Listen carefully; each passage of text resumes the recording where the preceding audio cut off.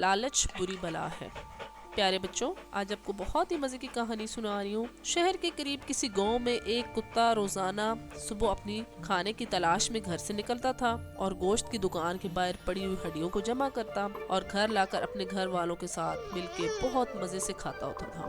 اب کتا جو تھا وہ ڈیلی اسی طرح کرتا تھا، روز آنا جاتا، روز آنا، کچھ نہ کچھ اسے مل جاتا اور وہ اپنے گھر والوں کے ساتھ بڑی مزے سے کھاتا تھا۔ ایک مرتبہ کتا بہت بھوکا تھا، تلاش کرنے کے باوجود اسے جو ہے نا کوئی ہڈی نہ ملی۔ گھومتے گھومتے وہ آخرکار ایک دکان پہ پہنچ گیا جہاں پہ لوگ جو ہے گوشت خرید رہے تھے۔ اب قصاب جو ہے لوگوں کو گوشت دے رہا تھا۔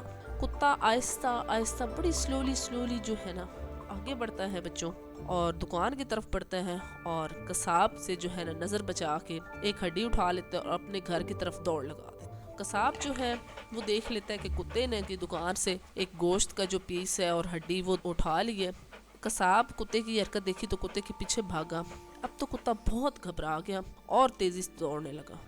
جلدی کتا جو ہے دوڑ رہا تھا کہ قصاب مجھے پکڑ نہ لے، اور اگر قصاب نے پکڑ لیا تو ظاہر ہے اس کی پٹائی ہو جانی تھی۔ اب وہ تیزی سے اتنا دوڑا، اتنا جلدی بھاگا جا رہا تھا کہ قصاب کی پہنچ سے تو بہت دور ہو گیا، لیکن وہ اب اپنے گھر جانے کے بجائے اس کو یاد ہی نہیں رہا اور وہ غلطی سے ایک دوسرے راستے پہ چل پڑا اور وہاں پہ ایک پل آ گیا اور پل کے نیچے ایک بڑی سی نہر تھی۔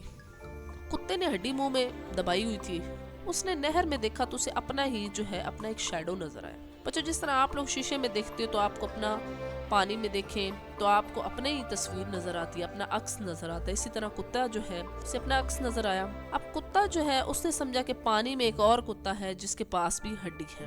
اب کتا جو ہے لالچی کتا تھا، لالچی کتے نے سوچا کیوں نہ میں سے یہ ہڈی چھین لوں، میرے پاس بھی 2 ہڈیاں ہو جائیں گی۔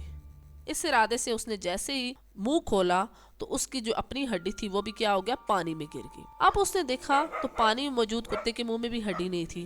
اب اس کی سمجھ میں آیا کہ جسے وہ دوسرا کتا سمجھ رہا تھا حقیقت میں وہ اسی کا عکس تھا، لیکن اب اس کی سمجھ کا کیا فائدہ، لیکن اتنی بات اس کی سمجھ میں آ گئی تھی کہ لالچ بری بلا ہے۔ پیارے بچوں، لالچ کا پہلا جو نقصان ہوتا ہے وہ یہ ہوتا ہے کہ آپ کے اپنے پاس جو نعمت ہوتی ہے وہ بھی چھین لی جاتی ہے۔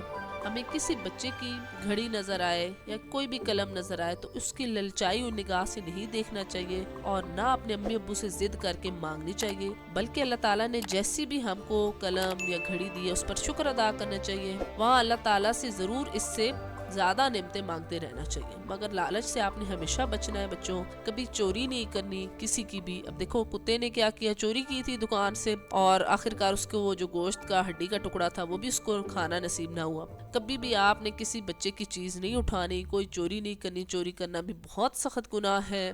آپ نے کسی سے چیز لینی ہے تو پوچھ کے لیں، لیکن کبھی بھی چوری نہ کریں۔ اب دعا کریں کہ اللہ کسی بچے اور بچی کو لالچی نہ بنائے، لالچ کی جو بری عادت ہے اس سے اللہ تعالیٰ ہم سب کی حفاظت کریں، آمین۔ امید ہے میرے پیارے بچوں آج کی کہانی آپ کو بہت اچھی لگی ہوگی۔